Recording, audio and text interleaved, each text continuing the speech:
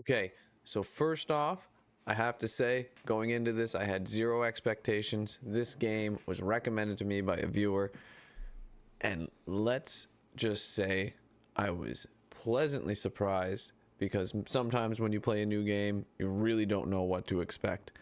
But let's find out, and let me show you why this game really blew my mind and how I really recommend it for each and every single one of you.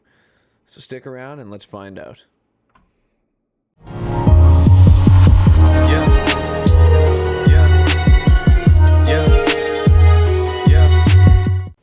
Alright, welcome back to Danks Gaming and Video Channel, everybody. First off, with no rest for the wicked, we can tell that it's got amazing artwork, great landscape design, and amazing attention to detail so far, I find, in early access.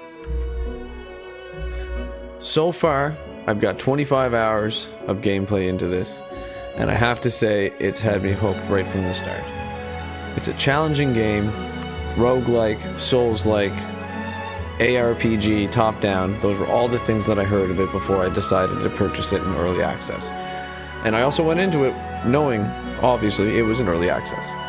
So, that being said, I had not really much expectations. That's how I see all early access games. I bought Baldur's Gate the second I could when it came out in early access, I do believe back in 2020.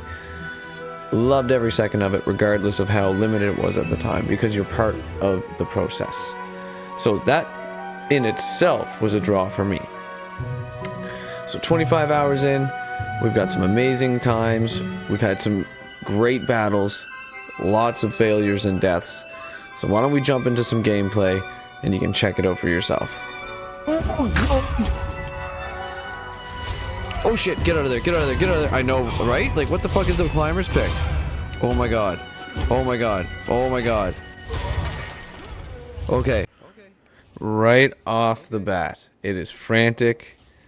It is challenging. It's in your face. You really got to stay on your toes. Every action has to be deliberate because you can't stop an action once it begins. So you have to time everything. And as you can see here, with a little bit of determination, you can take out the big guys, no problem. As well, you also have to be able to stealth in this game. This is where the roguelike aspect comes in. You really need to pay attention because you can actually do some very devastating attacks if you sneak in. Here, we're attempting to do that. And sometimes you're successful, but other times, not so much because the enemy has the jump on you. But in any situation where you can use your sneak and stealth to get up close, I highly recommend to do so because you don't have to take any damage.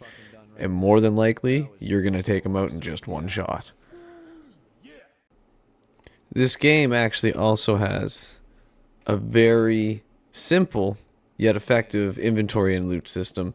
You can upgrade items. You can add gems to items to increase the stats.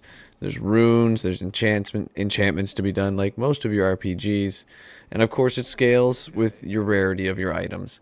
And I found so far everything is very easy to find. You can farm things fairly easily by sticking to the right areas. And there's a very high amount of respawn when you go from area to area. So far it's been very enjoyable in this inventory management. As well, the little things like this, where if you're trying to stealth behind a cart, it disappears from view. So it gives you a better line of sight as the player to see what's coming next. Now, here we can see I'm using a very slow two-handed weapon, and there are lots of weapons to choose from, lots of different speeds. You can buy blueprints to craft your own weapons, craft your own armor.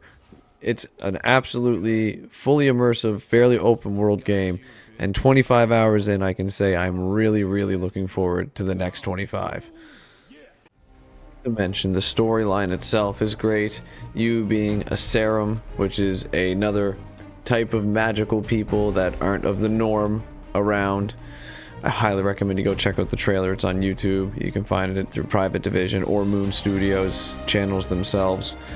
So as the serum, you're looked down upon, people are leery of you, and you come to Sacrament. That's your goal, to get into Sacra for short, but Sacrament's the big city. And from there, you make your mark, you meet the vendors, you unlock different achievements, you help rebuild parts of the city through your gathering of inventory, materials, coppers, wood, what have you. But there's an obscene amount of things that you can do in this game to keep you occupied. So 25 hours in, early access. I absolutely love the game. There's only better things to come. I've seen the roadmap. The next phase they're looking at is multiplayer. So once you're able to play with your friends online in these servers, I can only see it getting better and better.